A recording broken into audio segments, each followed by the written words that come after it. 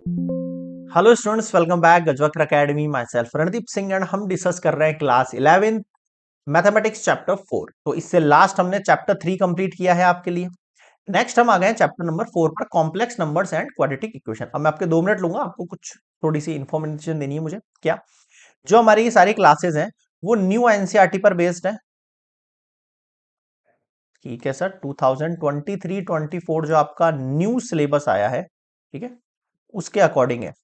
तो आपको जिनके पास भी ओल्ड बुक है, जिनके पास भी ओल्ड बुक है एनसीईआरटी की, उनके लिए चैप्टर नंबर 5 है उनकी बुक के अंदर, कॉम्प्लेक्स नंबर्स में, है ना। और अगर वो अपनी बुक से पढ़ रहे हैं, ओल्ड वाली बुक से, तो अपने साथ पढ़ सकते हैं, ऐसा कोई दिक्कत वाली चीज नहीं है ना। किताबें सब सेम ही होती है और पढ़ाई तो सेम ही है। आपको करना क्या है, हम जो पॉइंट्स डिस्कस कर रहे हैं या जो एग्जांपल पढ़ा रहे हैं वो अपने टिक कर लो बुक के अंदर, और केवल वही वही पढ़ो। अगर आप बोर्ड्स के लिए फोकस है आपका और आपका काम है केवल एनसीईआरटी को क्लियर करना, उसके कंसेप्ट क्लियर करना, ठीक है, तो आप उसको प्रेफर कर सकते हो।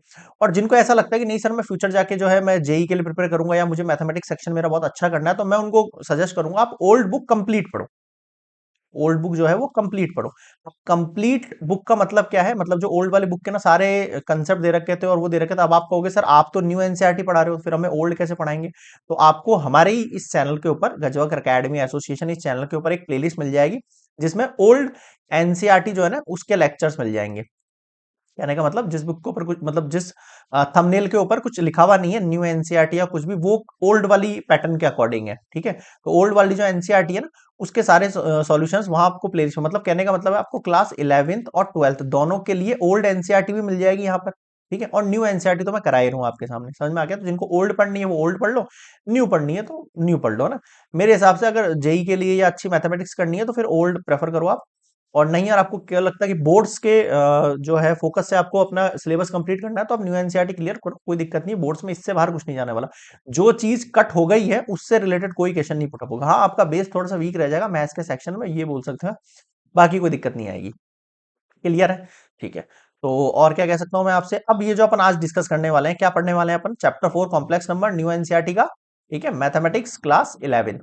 तो आज अपन इसका इंट्रो पार्ट पढ़ेंगे, जहां पर अपन डिस्कस करने वाले हैं, क्या डिस्कस करेंगे आज अपन इंट्रो पार्ट के ना, एक्सरसाइज जो 4.1 में रिलेटेड क्वेश्चंस है, कॉम्प्लेक्स नंबर एक्चुअल में होता क्या है उसके बारे में सीखेंगे मेनली, और कुछ उसके दो चार जो सब्स्टिट्यूट दे रखे हैं चैप्टर के अंदर उनके बारे में डिस्कस करेंगे मेनली, ठीक है। कॉम्प्लेक्स नंबर क्या होता है उससे पहले मैं आपको थोड़ा सा पीछे लेके जाता हूँ स्टोरी के अंदर। क्या स्टोरी है भाई साहब? सर स्टोरी ये है हमारे पास कि अपन ने क्लास 10th के अंदर पढ़ा था एक क्वाड्रेटिक इक्वेशन। क्या था? A x square plus b x plus c type से, है ना। हाँ सर, यहां से मैं डिस्क्रिमिनेंट निकालता हूं, दैट इज डी। फॉर्मूला क्या होता है? B square minus 4ac। अगर ये इक्वल्स टू जीरो आ जाते हैं, अगर इसका पूरा सॉल्यूशन करने पे इक्वल्स टू जीरो आ जाता है, तो हम क्या बोलते हैं, इसके जो रूट्स निकल कर आएंगे। अब रूट्स है मुझे पता नहीं, रूट्स का मतलब एक्स की वैल्यू जो है, सॉल्यूशन जो है, रूट्स निकल कर आएंगे, वो क्या निकल के आएंगे? रूट्स, इक्वल रूट्स निकल के आएंगे, इक्वल निकल कर आएंगे ना।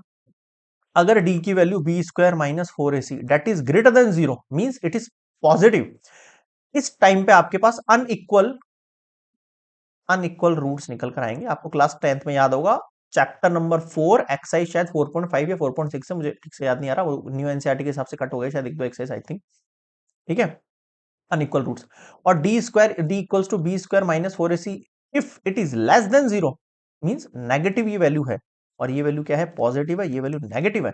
तो यहां पर आपके पास नो रियल रूट्स निकल कर आएंगे, ये आपको चेक करना होता था। जहां पे नो रियल रूट्स होता था वहां पे हम क्वाड्रेटिक इक्वेशन को सॉल्व ही नहीं करते थे। याद आया कुछ आपको? क्या कहना चाह रहा हूं? ठीक है सर, ये वाली बात समझ में आ गई आपकी। अब यहाँ इस चैप्टर में जो अपन डिस्कस करेंगे ना, वो यही चीज डिस्कस करने वाले हैं अपन, कि जहां नो रियल रूट्स होते हैं, यानी कि कोई सॉल्यूशन नहीं निकलेगा, और यहाँ पे लिख देते हैं अपन नो सॉल्यूशन, नॉट सॉल्यूशन या नो सॉल्यूशन लिख देते थे अपने यहाँ।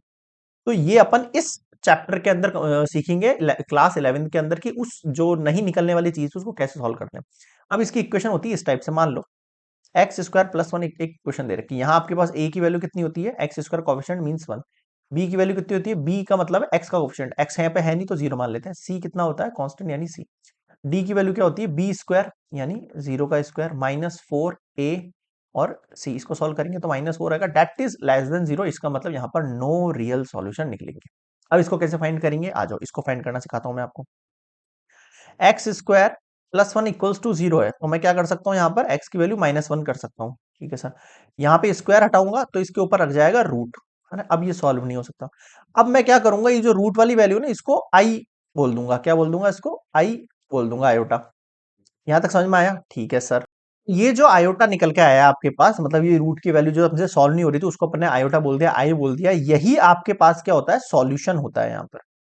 यही आपके पास क्या होता है? सॉल्यूशन होता है कॉम्प्लेक्स नंबर का। ये जो मैं लिख रहा हूं यहाँ पे आयोटा, अब ये इन सबको मिला के कहते क्या है? ये जो चैप्टर का नेम है कॉम्प्लेक्स नंबर, ये कहां से आया? एक्स का जो वैल्यूशन निकल गया हमारे पास, ठीक है। तो आई ही जो होता है क्या होता है? सॉल्यूशन होता है इस तरीके की इक्वेशंस का, जहां पर डी जो है लेस देन जीरो होता है, मतलब डिस्क्रिमिनेंट लेस देन जीरो होता है। अब एक कॉम्प्लेक्स नंबर का फॉर्म होता है ए प्लस आयोटा बी। अब ये क्या है सर? ए तो होता है आपके पास रियल नंबर, और बी होता है इमेजिनरी नंबर, ठीक है। इन दोनों को मिला के अपन बोलते हैं ए प्लस आयोटा बी को, दोनों को मिला के हम क्या कहते हैं? कॉम्प्लेक्स नंबर, जो आपके चैप्टर का नेम है। अब मुझे बताओ क्या समझ में नहीं आया आपको कॉम्प्लेक्स नंबर मतलब? सर ये चीज समझ में आ गई मुझे, ए प्लस आयोटा बी जो लिखा हुआ है ना यहाँ पे, वहां पे ये जो आयोटा है ना, इसका मतलब तो रूट माइनस वन है, ये तो कंफर्म हो गया मैं। ये तो मैं कंफर्म हो गया। अब इसका मतलब अगर मान लो आपके सामने ये जो इक्वेशन लिखी हुई है ना, टू प्लस थ्री आयोटा लिख लो या कैसे भी लिख लो, यहाँ पे पता है इस आयोटा का मतलब क्या है? रूट माइनस वन है कायदे से। समझ में आई? ये वैल्यू हम यहाँ पे लिख नहीं सकते थे, इसलिए अपन इसकी जगह क्या लिख दिया? आयोटा लिख दिया। ये होता है आपके पास एक एग्जाम्पल कॉम्प्लेक्स नंबर का। अब मुझे बताओ कॉम्प्लेक्स नंबर क्या होता है, वो समझ में आया आपको? कॉम्प्लेक्स नंबर क्या होता है? जहां पर आपके पास रूट माइनस वन की वैल्यू होती है, जिसको हम और किसी फॉर्म में नहीं लिख सकते, उसको हम आयोटा के फॉर्म में लिखते हैं और उसको मिला के एक इक्वेशन बनाते हैं, उसको हम बोलते हैं कॉम्प्लेक्स नंबर। क्लियर है यहां तक? अब बताओ क्या समझ में नहीं आया complex number? I think complex number का तो मतलब समझ में आ गया होगा कि कॉम्प्लेक्स नंबर क्या होता है। अब कॉम्प्लेक्स नंबर के हम डिविडेंड देखेंगे, उसको इक्वेशंस के ना कैसे सेट करते हैं, अलजेब्रा फॉर्म में या इस तरीके से फॉर्म से ना, ठीक है। आ जाओ नेक्स्ट स्लाइड पर आएंगे अब हम। फॉर एग्जाम्पल ये अपने एक जो है कॉम्प्लेक्स नंबर मान लिया, बता दिया मैंने आपको। यहाँ पे ये जो ए होता है वो रियल पार्ट होता है, अभी बोला मैंने आपको इसके लिए। ये आपके पास क्या होता है? इमेजिनरी पार्ट होता है। रियल पार्ट को क्या बोलते हैं हम? आर ई ऑफ जेड, मतलब real part of Z. Z मतलब कॉम्प्लेक्स नंबर, और इसको क्या बोलते हैं? आई एम ऑफ जेड, यानी real imaginary part of Z.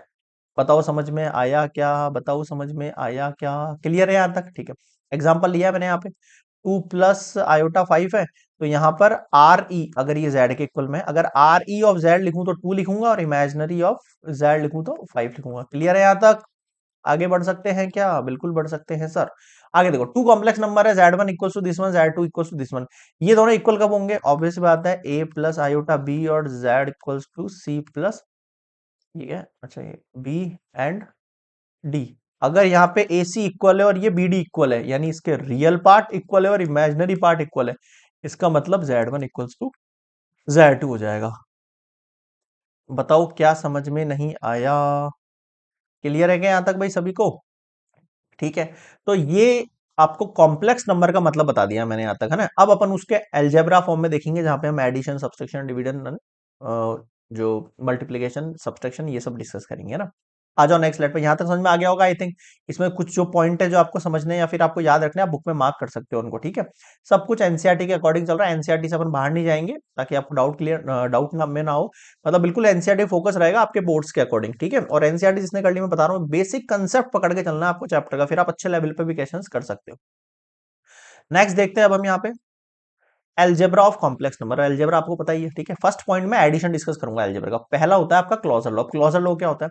अगर मैंने यहाँ पर दो कॉम्प्लेक्स नंबर को ऐड किया है, ठीक है, तो ऐड करने के बाद जो सॉल्यूशन निकल के आएगा वो भी एक कॉम्प्लेक्स नंबर होगा, मैं उसको Z3 नाम दे रहा हूं। The sum of two complex number is a complex number. Example दे देता हूं मैं यहाँ पे आपको। अगर मैं ले रहा हूँ Z1 की value to plus three iota, and Z2 की वैल्यू ले रहा हूं मैं थ्री प्लस फाइव आयोटा। अब आप इन दोनों को ऐड करो, देखो एक बार, two plus three iota plus three plus five iota. Real numbers add हो जाएंगे फाइव, और इमेजिनरी नंबर भी ऐड हो जाएंगे एट आयोटा। अब ये कोई सॉल्यूशन जो बना है आपके पास, वो भी तो कॉम्प्लेक्स नंबर की फॉर्म दिख रही होगी, उसको मैं Z3 नाम दे देता हूँ, ठीक है। देख लो, इनका जो एडिशन है वो भी एक कॉम्प्लेक्स नंबर ही बन के आ रहा है, इसको हम क्या कहते हैं? क्लोजर लॉ कह रहे हैं। ये आप टर्म्स आपको याद रखनी है, ठीक है। आगे बढ़ते हैं। अगला है कम्यूटेटिव लॉ। ये आपने पढ़ाई होगा बचपन में, बिल्कुल आसान है। टू प्लस थ्री करो चाहे थ्री प्लस टू करो, एक ही बात है ना। बिल्कुल, यहाँ भी वही चीज है भाई। Z1 प्लस Z2 करो आप यहाँ पर, या Z2 प्लस Z1 करो। अगर मैं Z1 की वैल्यू ले लेता हूँ to plus three iota, and Z2 की वैल्यू ले लेता हूँ थ्री प्लस फाइव आयोटा, तो आप Z1 प्लस Z2 करके देखो, 2 plus 3 iota plus 3 plus 5 iota, कितना हो जाएगा? 2 प्लस 3 5 एंड ये 8 आयोटा। अब आप Z2 पहले और Z1 बाद में लिखोगे, यानी 3 plus 5 iota plus 2 plus 3 iota, कितना हो जाएगा? अभी भी 5 प्लस 8 आयोटा सेम ही आएगा। इसका मतलब Z1 प्लस Z2 करो चाहे Z2 प्लस Z1 करो, एक ही बात है। This is called commutative law. Clear है? यहां तक समझ में आ गया? For to complex number Z1 Z2 आप कोई भी ले सकते हो, मैंने केवल एग्जांपल देके समझाया। ठीक है, आगे बढ़ू। ठीक है, नेक्स्ट आ जाओ आप थर्ड वाले केस पर। नेक्स्ट है आपके पास एसोसिएटिव लॉ। तो थर्ड केस है इसका एसोसिएटिव लॉ। ये क्या होता है? ये भी बिल्कुल सिंपल है भाई, 2 प्लस 3 प्लस 5 करो आप, चाहे 2 प्लस 3 प्लस 5 करो, एक ही तो बात है भाई। 2 प्लस इन दोनों को ऐड करके 8 प्लस 10 हो रहा है, यहाँ 2 प्लस 3 5 प्लस 5 इक्वल्स टू 10 हो रहा है। That is called associative. ये जो टर्म्स है ना, बस वो याद होनी चाहिए आपको। अगर एक कॉम्प्लेक्स नंबर की फॉर्म में बताऊं, तो Z1 plus Z2 equals to plus Z3 equals to ये होता है, और इसको इक्वल करने पे भी होता है। ये आप लेट भी कर सकते हो, एक एग्जांपल से समझ सकते हो आप इसको। Z1 की वैल्यू अगर आपके पास 2 प्लस 3 आयोटा है, Z2 की वैल्यू आपके पास 3 प्लस 5 आयोटा है, एंड Z3 की वैल्यू आपके पास 5 प्लस 7 आयोटा है। तो अगर ये LHS सॉल्व करूं, मैं आपको दिखाऊं यहाँ पर, तो देखो 2 plus 3 iota plus 3 plus 5 iota, ये bracket close, plus 5 plus 7 iota, 2 3 5 8 iota, 5 plus 7 iota, 5 plus 5 10 plus 8 7 15 iota. अब आप अगेन ये वाली वैल्यू करके देखोगे ना आरएचएस में, ये भी आरएचएस में इक्वल ही आएगा। मैं करके नहीं दिखा रहा हूं आपको, आप खुद कर लेना इसको, समझा दिया मैंने आपको। ठीक है, क्लियर है? तो एलएचएस इक्वल्स टू आरएस हो जाएगा। तो इसका मतलब ये है एसोसिएटिव लॉ। ये मतलब कहने का मतलब है कि जो लॉज होते हैं आपके पास, एसोसिएटिव है या क्लोजर है ना, तो इनको कॉम्प्लेक्स नंबर में सेट करके बता रहा है कि कॉम्प्लेक्स नंबर में भी ये जस्टिफाई होते हैं आपके पास। ठीक है, क्लियर है? आगे बढ़ू, आ जाओ नेक्स्ट स्लाइड पर, देखते हैं अब अपन नेक्स्ट केस। नेक्स्ट है आपके पास the existence of additive identity. अब इसका मतलब क्या होता है समझना। मैं कह रहा हूं आपसे, there exist a complex number 0 plus iota b, एक नंबर बोल रहा हूं मैं, ये एग्जिस्ट करता है। ये एक जीरो ही होता है, आपको पता है, ये पूरा जीरो ही तो है एक तरीके से, है ना। लेकिन मैं इसको जीरो को मैं कॉम्प्लेक्स नंबर की फॉर्म में लिख के दिखा रहा हूं। क्या बोला मैंने आपसे?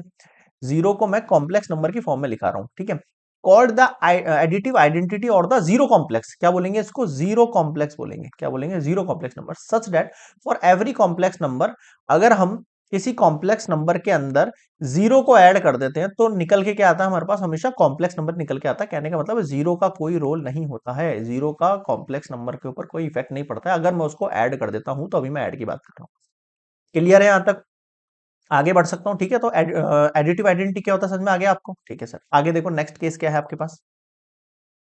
एग्जिस्टेंस ऑफ एडिटिव आइडेंटिटी, ये तो मैंने क्लियर करा दिया है। फोर्थ फिफ्थ, ओके अच्छा ठीक है, माइनस के साइन से बता रहा है। ठीक है, कॉम्प्लेक्स नंबर अगर आपके पास ये होता है z equals to a plus iota b है आपके पास, है ना।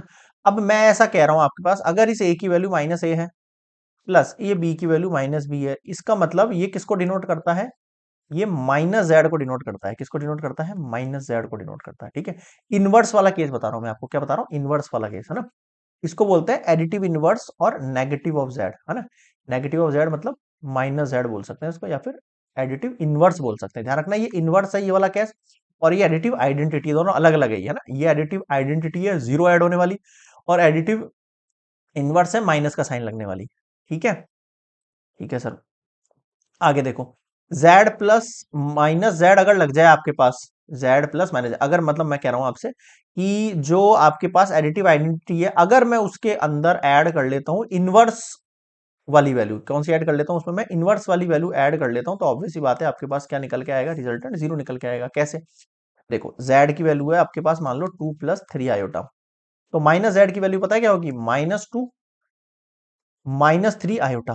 अब इन दोनों को आप ऐड करके देखो, 2 प्लस 3 आयोटा, फिर -2 -3 आयोटा, ये दोनों कैंसिल आउट, ये दोनों कैंसिल आउट, क्या निकल के आ गया आपके पास? जीरो निकल के आ रहा है कि नहीं? तो इस केस के अंदर क्या निकल के आएगा आपके पास? जीरो निकल कर आएगा। बताओ समझ में आया क्या? क्लियर है यहाँ पे? नेक्स्ट देखते हैं और क्या केसेस है हमारे पास इसको लेके। Wait a minute, okay, next अब हम डिस्कस कर रहे हैं हमारे पास difference of two complex number. ये भी बहुत आसान टॉपिक है। Given any two complex numbers Z1 Z2 में ले रहा हूं, अगर मैं उनका डिफरेंस करता हूं, तो इंपॉर्टेंट चीज है याद रखना, अगर उनका डिफरेंस हम कर रहे हैं तो उनका डिफरेंस का मतलब पता है क्या होता है? Z1 माइनस Z2 करने का मतलब है Z2 के आगे क्या लगा हुआ है? देखो माइनस लगा हुआ है ना। इसका मतलब अभी भी हम किसको क्या कर रहे हैं? ऐड कर रहे हैं। किसको ऐड कर रहे हैं हम? Z1 को तो चेंज नहीं कर रहे हैं हम, बट हम यहां पर इनवर्स निकाल रहे हैं Z2 का। And after that we add both of them, clear हुआ यहां पर? अच्छे से क्लियर हुआ यहां पर, कोई दिक्कत नहीं है। ठीक है, इसका भी मैं एग्जांपल दे सकता हूं, आप चाहो तो। Z1 की कोई वैल्यू लेके देखो, Z2 की वैल्यू देखो, लेके देखो। Z2 का आप इनवर्स निकालो, उसको आप इसके साथ ऐड करो, यही वाली कंडीशन क्रिएट हो जाएगी आपके पास एक तरीके से। ठीक है, यहाँ पे क्लियर है? डिफरेंस वाले में कोई दिक्कत नहीं होगी, आसान है, आगे बढ़े। ठीक है, और कोई भी आपको अगर डाउट लगे, मतलब लेक्चर के अंदर कोई भी आपको डाउट लगे, फटाफट से आप उसी वक्त जो है कमेंट दाग दिया करो, अगर वो आपका दागा हुआ कमेंट सीधे गोले से आपके हमारे मेल पर आ जाएगा, और मेल से हम आपको फिर से एक कमेंट दागेंगे, जो आपके कमेंट से सीधे आप तक पहुंच जाएगा, आपके फोन तक, फोन स्क्रीन तक पहुंच जाएगा, और उसका आपका सॉल्यूशन मिल जाएगा। ठीक है, चलिए, और कोई आपके कुछ और आइडियाज वगैरह हो तो वो भी शेयर करा करो, ताकि कुछ और इनिशिएटिव हो सके इस चैनल पर। चलिए, आते हैं बैक टू आर टॉपिक। कहाँ थे अपन? मल्टीप्लीकेशन पर। अब देखो, वो वाला तो मैंने बता दिया आपको, भाई एडिशन हो गया हमारे पास, सब्सट्रैक्शन हो गया। अब मल्टीप्लीकेशन वाले केस पे आते हैं। मल्टीप्लीकेशन वाले केस में वही चीज दोहराएंगे वापस से शुरू से ना। क्लोजर लॉ क्या कहता है आपको? तो product of two complex number is a complex number, मतलब कि Z1 मल्टीप्लाई Z2 करूंगा तो मल्टीप्लीकेशन करने के बाद एक न्यू कॉम्प्लेक्स नंबर बन के आएगा, that is called Z3। Example दे देता हूं, बिल्कुल अच्छा है। Z1 2 plus 3 iota, Z2 की value 3 plus 5 iota. Now we multiply both of them, 2 plus 3 iota, 3 plus 5 iota. अब ध्यान देना मल्टीप्लाई, पहले इस 2 से इस 3 को करेंगे, 2 3 जा 6, फिर इस 2 से 5 को करेंगे, 2 5 जा 10 आयोटा, फिर 3 से इस 3 को करेंगे, 3 3 जा 9, और आयोटा आयोटा की जगह, फिर 3 से इसको करेंगे। तो अब ध्यान देना, थ्री फाइव जा 15, iota into iota, iota square. समझ में आया? ठीक है सर। अब एक चीज मैं आपको यहाँ पे एक्स्ट्रा बता रहा हूँ, वैसे मैं आगे बताऊंगा वो चीज। अब यहाँ पे देख लो, जो आयोटा स्क्वायर की वैल्यू होगी आपके पास, अब भाई हमें पता है आई इंटू आई क्या होता है? भाई आई इंटू आई क्या होता है? रूट आई, रूट की वैल्यू -1 मल्टीप्लाई रूट की वैल्यू -1। अब आपको ये पता होगा कि रूट टू मल्टीप्लाई क्या होता है? रूट के अंदर ही दोनों आपस में मल्टीप्लाई हो जाते हैं। तो यहाँ भी यही चीज करो, रूट के अंदर -1 मल्टीप्लाई -1 करोगे तो क्या आएगा? पॉजिटिव का वन आएगा। और आपको पता होगा भाई, minus minus plus, one one जा वन, और वन का जो रूट निकल कर आएगा, क्या निकल कर आएगा? वन निकल कर आएगा। यानी एक और इंपॉर्टेंट चीज हमने यहाँ पे सीख ली, क्या? 10 + 9 19 आयोटा। आयोटा स्क्वायर की जो वैल्यू मैं यहां पर पुट करने वाला हूं, आयोटा स्क्वायर की जो मैं वैल्यू पुट करने वाला हूं, वो क्या होनी चाहिए आपके पास? सर इसको देखे तो 1 होनी चाहिए, लेकिन अब यहां पर एक एरर है। क्या एरर है? अब ध्यान देना यहां पर, अब ये वाली बहुत इंपॉर्टेंट चीज है, देखना। हमने सर अब ये भी निकाला कि सर आई की वैल्यू होती है हमारे पास √-1, यही होती है वैल्यू। अगर मैं आपसे कहूं, अगर मैं आपसे कहूं कि आई की वैल्यू होती है √-, और मैं आपसे कह रहा हूं बोथ साइड स्क्वायर लगाओ, आप तो नहीं, बोथ साइड स्क्वायर लगाओ, तो आई स्क्वायर इक्वल्स टू √-1 का स्क्वायर। तो क्या होगा यहां पर? रूट से रूट स्क्वायर हट जाएगा तो ओनली -1 बचेगा, तो आयोटा स्क्वायर की वैल्यू क्या होती है? -1 होती है। तो ये वाला कंसेप्ट मत लगाना गलती से भी। क्लियर है यहां पर?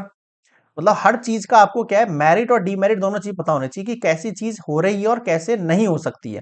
ठीक है, वरना आप मिसलीड हो जाओगे यहां पर। तो क्या बताया मैंने आपको? आयोटा स्क्वायर की वैल्यू क्या हो जाएगी आपके पास? -1 हो जाएगी। कैसे हुई बताया? समझ में आ गया आपको? क्लियर है यहाँ पर? आगे बढ़ सकते हैं हम यहाँ पर, कोई दिक्कत वाली चीज नहीं है किसी को? बिल्कुल सर। चलिए, अब आते हैं अपन नेक्स्ट वाले केस पर अपने। अब नेक्स्ट वाला केस क्या है भैया अपने पास? कितना हो गया ये? 6 + 19 आयोटा और -15। इसको सॉल्व करेंगे, कितना हो जाएगा आपके पास? 16, और इसको लेस करेंगे, कितना हो जाएगा? 6 4 5 9 -9 + 19 आयोटा। अब बताओ समझ में आया क्या? क्लियर है यहां तक सभी को? अब देखो, ये जो सॉल्यूशन निकल के आया ना, वो भी एक कॉम्प्लेक्स नंबर निकल के आया। यानी कि अगर मैंने Z1 Z2 को मल्टीप्लाई किया ना, तो मेरे पास अगेन एक कॉम्प्लेक्स नंबर बन के आया, दैट इज कॉल्ड Z3, अगर मैं उसको नेम दे देता हूं, and it is also complex number. Clear है यहाँ पे? तो क्लोजर लॉ में मेरे हिसाब से कोई दिक्कत नहीं होगी आपको। वैसे ये वाला आई स्क्वायर वाला कंसेप्ट अपना आगे जाके डिस्कस करेंगे, अभी छोड़ देना आप इसको ना, अगर समझ में नहीं आया हो तो। चलो आगे बढ़ते हैं अपन नेक्स्ट वाले टॉपिक पर। अपना क्या है, क्लोजर लॉ के बाद आते हैं अपन कम्यूटेटिव लॉ पर। बिल्कुल आसान है भाई, Z1 मल्टीप्लाई Z2 लिखो, चाहे Z2 मल्टीप्लाई Z1 लिखो, बात तो एक ही। 2 मल्टीप्लाई 3 करो चाहे 3 मल्टीप्लाई 2 करो, आंसर हमेशा सेम आएगा। That is called commutative law. ठीक है, क्लोजर लॉ हो गया, कम्यूटेटिव लॉ हो गया। अब अगला कौन सा आपका एसोसिएटिव लॉ है भैया? आ जाओ, ये आ गया एसोसिएटिव लॉ। बिल्कुल सेम चीज है भाई, Z1 Z2 को मल्टीप्लाई करो, then after that multiply 2 next one Z3, और if Z1 after that multiply Z2 multiply Z3 that is also equals। अब बताओ क्या समझ में नहीं आया?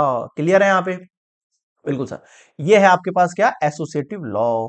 आप इसको प्रूफ कर सकते हो एग्जांपल लेके, मतलब 3 कॉम्प्लेक्स नंबर लेके एक बार प्रूफ करके देखना, तो आपको और आइडिया लगेगा चीजों का। ठीक है, आगे देखो, fourth case, existent of multiplicative identity. Same चीज मैंने आपको जो बताई थी कि भाई कॉम्प्लेक्स नंबर है, अगर मेरे यहाँ पे एग्जिस्ट कर रहा है कॉम्प्लेक्स नंबर 1 प्लस आयोटा 0 वाला, है ना भाई, 1 प्लस आयोटा 0, मतलब मैं इसको कॉम्प्लेक्स, भाई 1 जो है ना, 1 को कॉम्प्लेक्स नंबर में कैसे लिखोगे, आयोटा 0 लगाना पड़ेगा तभी ये कॉम्प्लेक्स नंबर में रिप्रेजेंट होगा। बट एक्चुअल के अंदर ये क्या है, एक्चुअल के अंदर ये 1 ही है।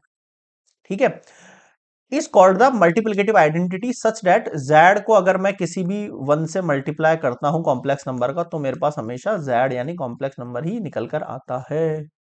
बताओ समझ में आया क्या?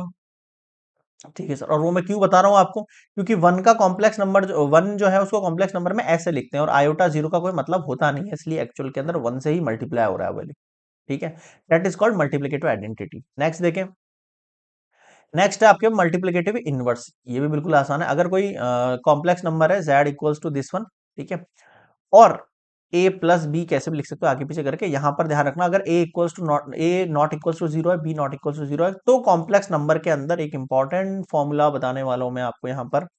Z का जो फॉर्मूला होता है, अगर मैं आपसे कहूं आप मुझे Z जो है ना, Z की जो वैल्यू है a प्लस आयोटा बी, अगर मैं आपसे कहूं आप मुझे 1 अपॉन Z निकाल के बताओ, या फिर आप इसको Z के ऊपर -1 लिख सकते हो, दैट इज कॉल्ड इनवर्स, निकाल के बताओ, तो इसका फॉर्मूला आप डायरेक्टली लिख सकते हो a by a square plus b square plus iota minus b by a square plus b square. अब आप कहोगे सर ये क्या बीमारी आ गई है, और यहां पर जब आप z को मल्टीप्लाई करोगे 1 बाय जेड से, तो आंसर अब क्या बन के आएगा, 1 बन के आएगा, डेट इज मल्टीप्लिकेटिव।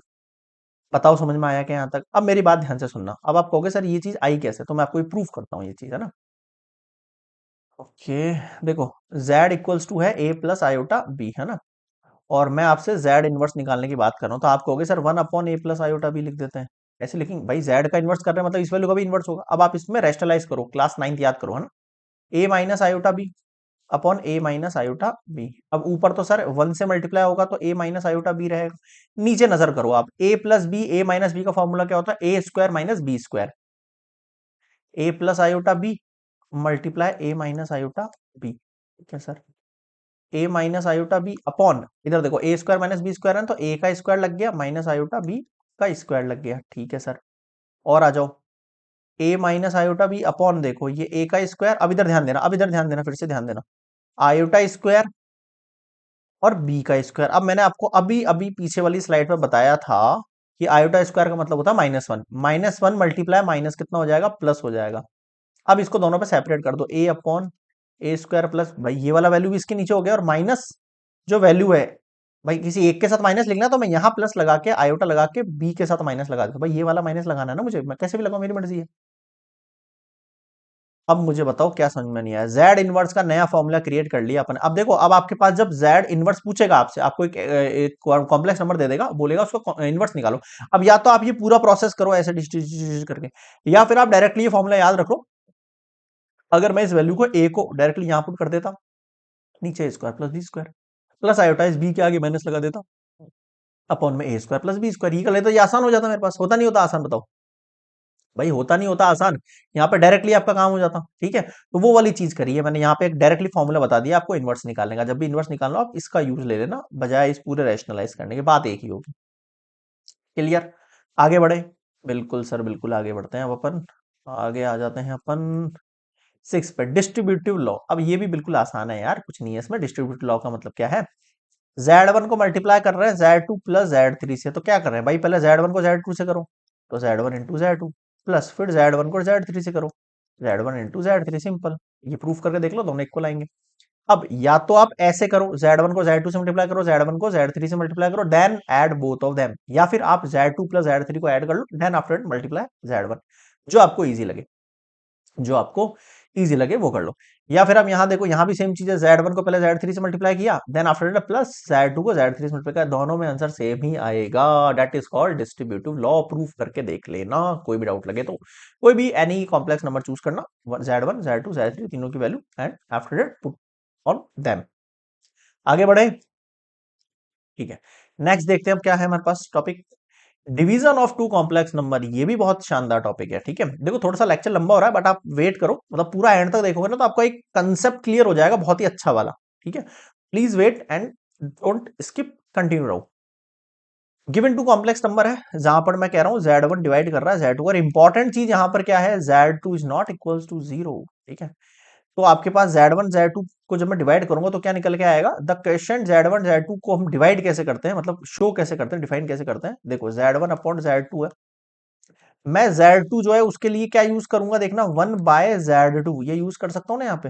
हाँ सर बिल्कुल कर सकते हैं, क्या लिखा मैंने, फिर से बोल रहा हूँ, Z1 मल्टीप्लाई 1/Z2, 1/Z2 मतलब इसका, मैं इसको ऐसे भी लिख सकता हूँ, Z2 का इनवर्स, Z2 का इनवर्स, यानी कि अगर मुझे Z1 Z2 को डिवाइड करना है तो मुझे Z2 का इनवर्स निकाल के डायरेक्टली Z1 से मल्टीप्लाई कर देना, डेट्स इट।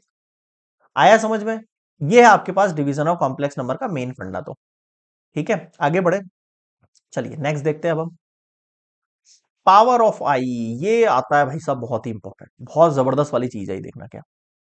अभी अभी अपन ने पढ़ा है, क्या पढ़ा है, कि आपके पास जो आयोटा होता है उसकी तो वैल्यू होती है √-1, और आयोटा स्क्वायर जो वैल्यू होती है उसकी वैल्यू होती है -1। ये आप बहुत ही अच्छे से ध्यान रखना। अब मैं आपसे कह रहा हूं, आप आयोटा 3 की वैल्यू निकाल के दिखाओ मुझे। आप कहोगे सर इसका मतलब मैं आयोटा 2 इंटू आयोटा लिख सकता हूँ, बिल्कुल लिखो। आयोटा स्क्वायर की वैल्यू -1 है, और आयोटा एज इट इज तो माइनस आयोटा निकल के आ गई वैल्यू, ठीक है। आयोटा 5 लिख रहा हूं मैं आपसे, आयोटा 5 की वैल्यू लिखो, तो आप कहोगे सर आयोटा स्क्वायर की पार 2 मल्टीप्लाई आयोटा, आयोटा स्क्वायर की वैल्यू -1 है, -1 का स्क्वायर कितना होता है, +1 होता है, मल्टीप्लाई आयोटा, इसको सॉल्व करूंगा तो आयोटा। बताओ समझ में आया कि हाँ सर ये भी 1 आ रहा है, आई के ऊपर -1 है, इसका मतलब आपको पता है 1/i है, 1/i को कैसे सॉल्व करेंगे, -i हो जाएगा इसकी जगह, है ना। ठीक है, आयोटा 6 की वैल्यू देखो। अब आप यहाँ चीज गौर करना, जब मैं आयोटा क्यूब लिख रहा हूँ ना तो -i निकल के आ रहा है ना।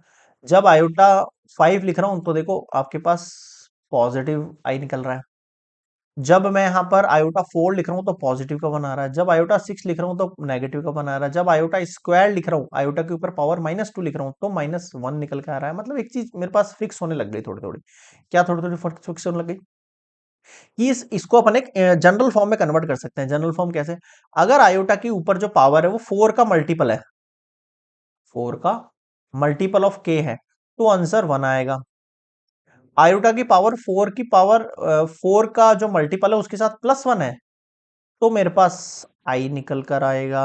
ध्यान से समझते जाना इस चीज को, है ना भाई। 1 कब होगा, जो 4 का मल्टीपल होगा, 4 के मल्टीपल में +1 होगा तो आयोटा निकल कर आएगा, और आयोटा में 4 के मल्टीपल के साथ +2 होगा तो -1 निकल कर आएगा। अब ये तीनों चीज आप तो या तो याद रखो, या फिर मैं आपको अच्छा तरीका बताता हूँ। जैसे एग्जाम्पल तौर पर आई की पावर मान लो मुझे फाइंड करना है 19, क्या करूंगा, आई को 4 के मल्टीपल में लिखो पहले तो। 4 का मल्टीपल 4 1 जा, 4 2 जा 8, 12, 16। अब 4 5 जा 20 होता है, 20 तो इससे बड़ा हो गया तो छोटे तक जाएंगे, तो 4 4 जा 16 तक चला गया। लेकिन अभी भी आपके पास डिजिट बची है, अभी भी आपके पास डिजिट बची है। कितनी डिजिट बची है हमारे पास, सर +3 बचा है हमारे पास अभी। कितना बचा है, +3 हमारे पास अभी भी बचा है, ठीक है सर। अब इंपॉर्टेंट चीज देखना, 4 की पावर क्या हो गई, 4 का मल्टीपल ऑफ k +3, यहां तक समझ में आया। इसको इस तरीके से चेंज करना। अब मैं आपको एक अच्छा तरीका बताऊं, आई की पावर क्या है, 19 है, ठीक है। आई की स्क्वायर के ऊपर मैं क्या वैल्यू लगाऊं यहाँ पे कि 19 तक पहुंचाऊं, 9 जा भाई, 2 9 जा 18, और एक आयोटा और बच गया तो उसको मैंने अलग से लिखा। देख रहा, ध्यान से समझना इस चीज को भाई। आई की पावर 2 है, उस पर 9 लगा देता हूँ, 2 9 जा 18 हो जाएगा, और +1 आयोटा की वैल्यू, तो टोटल मिला के इनकी पावर होगी 19 करनी है। अब आयोटा स्क्वायर की वैल्यू ध्यान रखो -1 होती है, अब आप मुझे बताओ -1 के ऊपर अगर ऑड नंबर है तो आंसर क्या निकल के आएगा? माइनस निकल कर आएगा। आंसर क्या निकल के आएगा? माइनस। और ये आयोटा एज इट इज। अब बताओ क्या समझ में नहीं आया? क्लियर है यहां तक कैसे सॉल्व किया मैंने ये? आ गया अच्छे सभी को समझ में? बिल्कुल आ गया।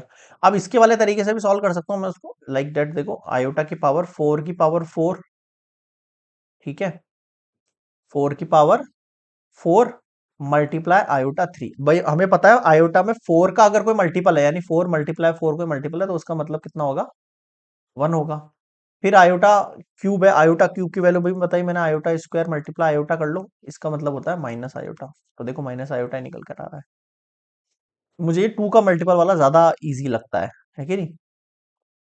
लेकिन अगर ये वैल्यूज बहुत बड़ी बड़ी हो जाए, लाइक मान लो 128 आ गया या 158 आ गया, तो वैल्यूज बड़े हो जाएंगे, तब आप 2 से भी डिवाइड कर सकते हैं, ऐसी कोई बात नहीं है। बट हाँ, 2 से डिवाइड करोगे तो पावर आपको समझ में आ ही जाएगी ऑड है कि इवन है ना, तो भी आप कर सकते हो। बट हाँ, 4 के मल्टीपल में थोड़ा सा कैलकुलेशन कम होगी, तो 4 का मल्टीपल ज्यादा आसान रहता है। ठीक है। और इंटीजर्स की फॉर्म में मैंने बता ही दिया आपको, इस तरीके से आप याद रख सकते हो, आपका काम बन जाएगा। डायरेक्टली यहाँ पे वैल्यू पुट कर सकते हो उसको 4 के मल्टीपल में बदल के। ठीक है, आगे बढ़ सकता हूं। That is called power of I. चलिए नेक्स्ट आते हैं भैया अपन, the square roots of a negative real number. अब ध्यान देना थोड़ा सा भाई, है ना, क्या कह रहा हूं मैं आपसे? अभी अभी अपन ने पढ़ा कि आई स्क्वायर जो होता है वो कितना होता है? -1 होता है। ठीक है, माइनस आयोटा का जो स्क्वायर होता है उसका मतलब भी आयोटा स्क्वायर होता है। ठीक है, और इसका मतलब भी -1 होता है। ठीक है, इसका मतलब हमें एक चीज समझ में आ गई है, क्या? कि जो -1 होगा, जो -1 होगा, ध्यान देना इस चीज के ऊपर, क्या कहना चाह रहा हूं मैं आपसे। जो -1 होगा, स्क्वायर रूट ऑफ -1 अगर मैं करूंगा, स्क्वायर रूट ऑफ -1 करूंगा, तो मेरे पास दो वैल्यू निकल कर आएंगी, आई और माइनस आई। कैसे? By the symbol this we would mean i only. हम इसमें से क्या चूज करेंगे? ओनली आई चूज करेंगे। भाई अपन ने पढ़ा है इसका वैल्यू कितना होता है? आई तो होता है इसका वैल्यू। बिल्कुल सर होता है। अब मैं आपसे ये कह रहा हूं कि अगर मैं आपको एक वैल्यू देता हूं, √3 आयोटा का होल स्क्वायर है, सॉल्व करो आप इसको, तो आप क्या कहोगे यहाँ पे?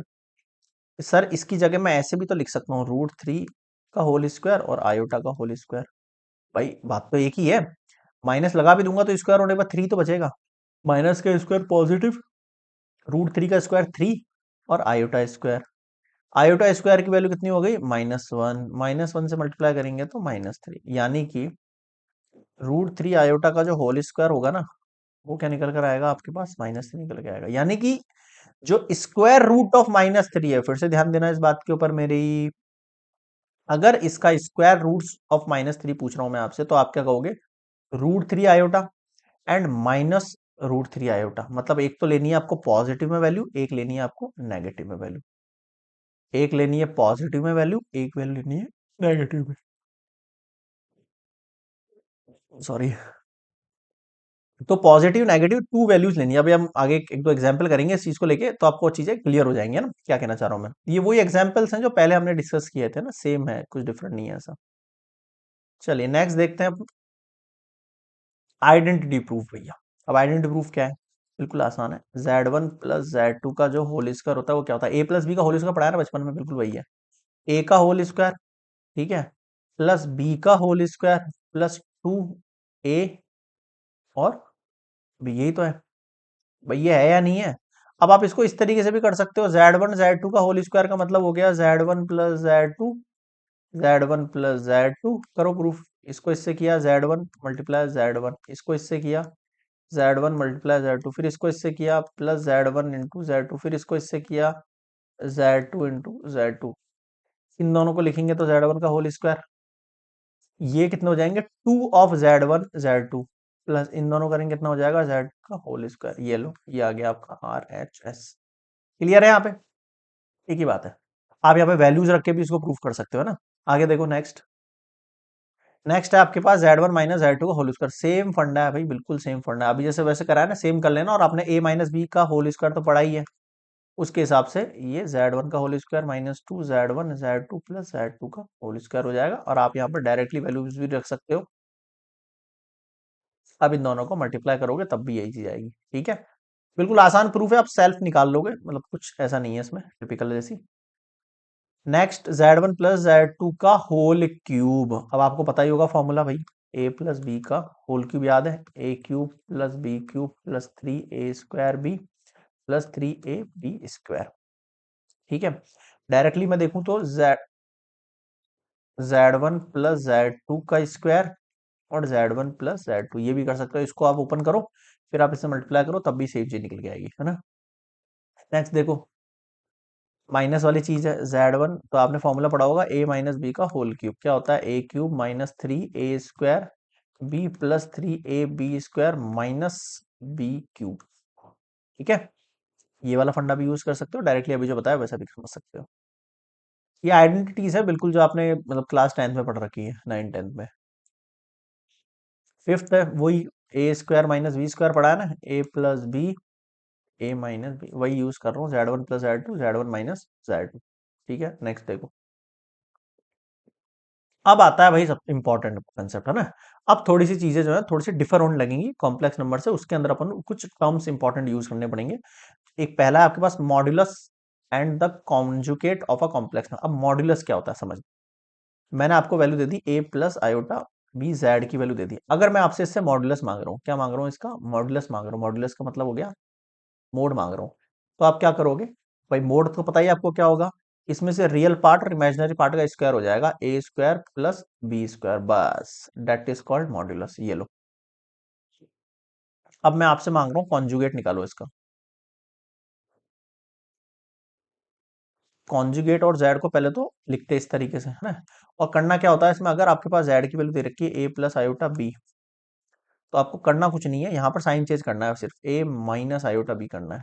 क्या करना है, ए प्लस आयोटा बी है ना, उसकी जगह आपको क्या करना है, ए माइनस आयोटा बी कर देना, बस साइन से हो जाएगा, अगर माइनस है तो प्लस, प्लस है तो माइनस, सिंपल।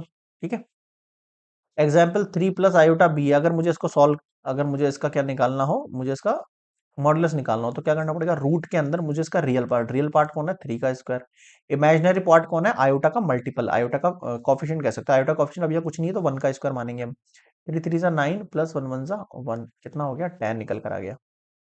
मुझे इस वैल्यू का अगर आपके सामने कॉन्जुगेट निकालना है, तो कुछ नहीं करना, मुझे यहाँ पे प्लस की जगह माइनस लगाना है, या माइनस है तो प्लस लगाना है, बस इतना ध्यान रखना, प्लस का माइनस, माइनस का प्लस, हो गया कॉन्जुगेट।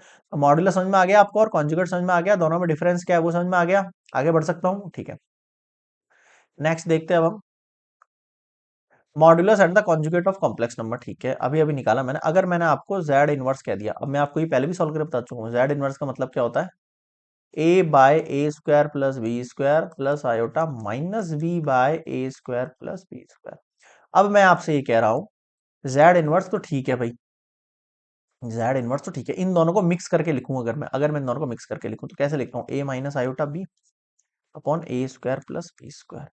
अब आपने अभी अभी पढ़ा था कि ये जो, अब देखो आपके पास क्वेश्चन जेड का अगर a प्लस आयोटा बी था, लेकिन अब ऊपर माइनस आ चुका है, माइनस कब आता है आपके पास, माइनस कब आता है कॉन्जुगेट के, माइनस कब आता है कॉन्जुगेट, तो ऊपर वाले इस वैल्यू की जगह मैं कॉन्जुगेट ऑफ जेड लिख सकता हूँ। ठीक है सर, और नीचे देखो a² प्लस b², अभी याद करो आप, अभी अपन निकाला था जेड का जो मॉडुलस होता है वो क्या होता है, रूट a² प्लस b² होता है। अगर मैं बोथ साइड रूट लगा दूं, तो यहाँ पे जेड के मॉड्यूलस का स्क्वायर लग जाएगा, और यहाँ पे विदाउट स्क्वायर रूट वैल्यू हो जाएगी, यानी कि a² प्लस b² की वैल्यू जो हो जाएगी वो जेड का मोड का होल स्क्वायर हो जाएगा। बताओ समझ में आया क्या, क्लियर है क्या यहाँ तक सारी बातें, बिल्कुल सर क्लियर है। अब मुझे बताओ यहाँ तक क्या समझ में नहीं आया।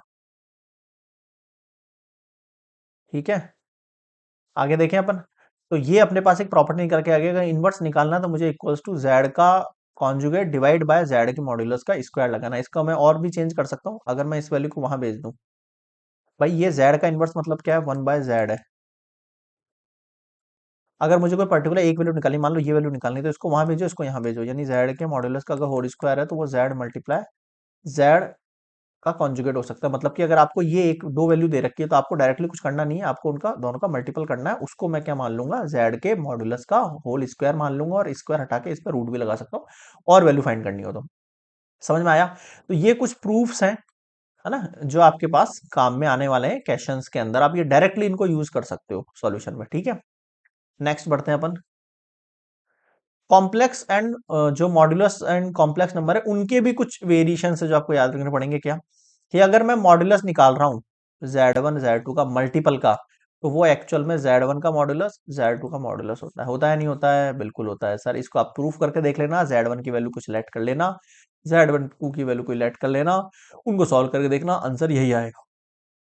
ठीक है, और आप बता देना, मैं भी बना दूंगा वीडियो अगर आपको ऐसा लगे, सर आप कराओ इसी को। बाकी मुझे दिक्कत नहीं लग रही थी, मतलब आपको आ जाएंगे, ऐसा कोई दिक्कत वाली चीज नहीं है ना, बिल्कुल आसान है। Z1 की वैल्यू Z2 की वैल्यू मल्टीप्लाई करो, फिर उसका मॉड्यूलस निकालो, फिर Z1 का मॉड्यूलस निकालो, Z2 का मॉड्यूलस निकालो, दोनों को मल्टीप्लाई करो, आंसर सेम आएगा।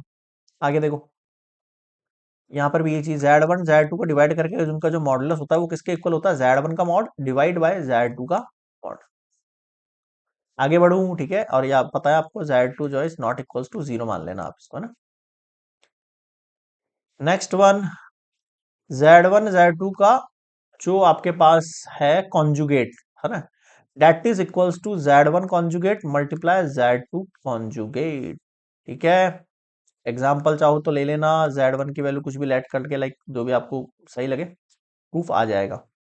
नेक्स्ट देखेंगे हम फोर्थ केस, Z1 की वैल्यू अगर प्लस Z2 है और उसका मैं कॉन्जुगेट निकाल रहा हूं, तो वो क्या होगा? Z1 का कॉन्जुगेट प्लस Z2 का कॉन्जुगेट। और अगर Z1 माइनस Z2 का कॉन्जुगेट है तो भी Z1 का कॉन्जुगेट माइनस Z2 का कॉन्जुगेट, इन दोनों को मिक्स करके लिखा है मैंने, Z1 प्लस माइनस Z2 का कॉन्जुगेट इक्वल्स टू Z1 का कॉन्जुगेट प्लस माइनस Z2 का कॉन्जुगेट। बताओ समझ में आया क्या? बताओ समझ में आया क्या? क्लियर है यहां तक सभी बातें? बिल्कुल सर, बिल्कुल क्लियर है ना। तो ये हो गया आपके सामने एक और कंसेप्ट क्लियर फोर्थ केस का। इसको आप सब क्या प्रूफ निकाल लेना चाहो तो, है ना, बाकी कोई दिक्कत नहीं है, ऐसी आ जाएगा समझ में। नेक्स्ट देखो आप, Z1 डिवाइड बाय Z2 का दोनों का एक साथ अगर मैं कॉन्जुगेट करता हूं तो वो क्या होता है? Z1 का कॉन्जुगेट डिवाइड बाय Z2 का conjugate and Z2 is not equals to 0। बताओ समझ में आया क्या? क्लियर है यहां तक? आगे बढ़ सकता हूं? बिल्कुल सर। नेक्स्ट देखेंगे हम कंसेप्ट, और कंसेप्ट तो खत्म सारे। तो यहां पर एंड होता है आपका इंट्रोडक्शन पार्ट। मेनली जो एक्सरसाइजेस इसके ऊपर वर्क करेगी वो एक्सरसाइज 4.1 के सारे क्वेश्चन इस पर निकल जाएंगे। ठीक है, कोई दिक्कत नहीं आएगी, और कॉम्प्लेक्स नंबर एक्चुअल में होता क्या है वो सब आप यहां से क्लियर कर लेंगे। लास्ट चैप्टर्स के अगर वीडियोस देखने हैं तो आप, लेक्चर्स देखने हैं तो आप प्लेलिस्ट में जाओ, थर्ड चैप्टर मिल जाएगा आपको। इसके बाद फोर्थ के बाद कंटिन्यू हम कोशिश करेंगे, with in 10 to 15 days target है मेरा। ठीक है, बाकी ज्यादा लग जाए तो पता नहीं, बाकी कोशिश करूंगा 15 डेज के अंदर अंदर आपका ये कंप्लीट बुक करवाने की। ठीक है, तो मिलते हैं अपन अब नेक्स्ट कंसेप्ट के साथ, एग्जाम्पल के साथ। तब तक के लिए गुड बाय। एंड हाँ, इन सब फॉर्मूलाज को एक बार नोट डाउन जरूर कर लेना बुक के साथ, या फिर टिक मार्क कर लेना, ताकि आपको याद रहे कि कहाँ कहाँ कौन कौन सी वैल्यूज पुट होनी है। ठीक है, चलिए गुड बाय।